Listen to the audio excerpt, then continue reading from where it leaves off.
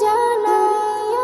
পাখির মতো থাকতো যদি আমার দুটি ডানা, নবী গো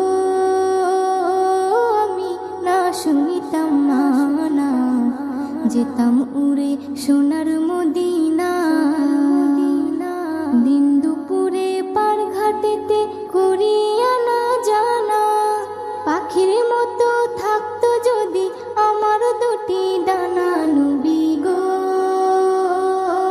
আমি না শুনিতাম মানা, যেতাম উড়ে সোনার মদিনা। নবী গো আমি না শুনিতাম মানা, যেতাম উড়ে সোনার